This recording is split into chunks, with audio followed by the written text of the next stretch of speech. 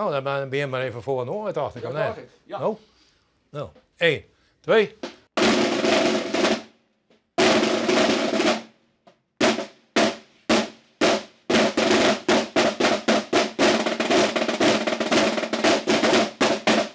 De muziekvereniging die bestaat van die hier 100 jaar en die horen 13 april horen die een jubileumconcert.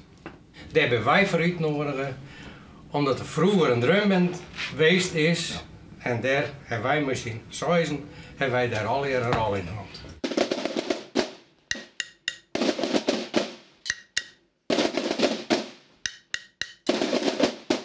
Wij repeteren nou bij een gebouwtje van de katholieke kerken. En Ele die wie al begaafd met schreeuwerijen, die schreeuwen een bepaalde maarzetter op papier zetten. En ik wie de winkelman. En bij mij in het schreeuwbureau hier dit op papier zetten. En dat bewaren, dat lag net in paard, niks net, maar ik vind het opruimen. Dan moet hij maar eens maar voort. Nee hè. Ik denk ik breng hem bij Ele en om het al papier brengt dat ik niks op zien van die veldjes. Nou. Dat Ele weer enthousiast. Hoe komt het op de rond? Nou, dat heb ik even 55 jaar bewaren. Ik heb die uitnodiging gekregen en toen heb ik dit ding. Ik heb het meestuurd, opgestuurd. Een korps. Ik zei, nou, misschien wel leuker van in het archief of zo, weet ik veel. Maar ja, toen ben je uit het idee gekomen, hey, die jongens kunnen dit misschien wel even slaan, als ze dat willen.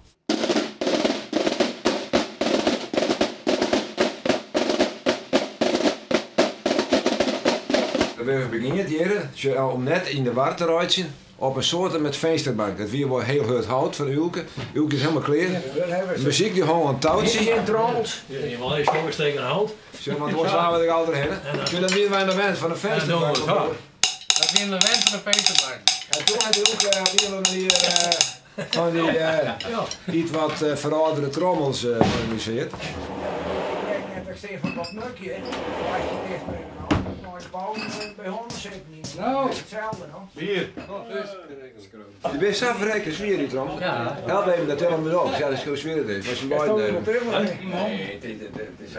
vingers tillen gewoon. Krijg je met wat?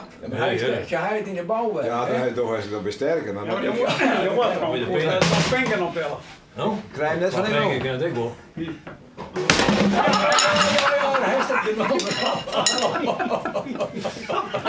Ja, zelfs weer die is. Dit is een hele mooie locatie. Dit halve drie keer als we straks uitoefenen binnen. Dan beloven je gewoon elke maand om 4 uur weer even heen. Ja, ja. Even in de retraite. Nou even de kop mee bij elkaar. Staat op het toch? Heb je al praten, Ulke? Nou ja, doorzijders. Na de reunie van het muziekkorps horen wij ook een reunie. Ja, nou, eerst.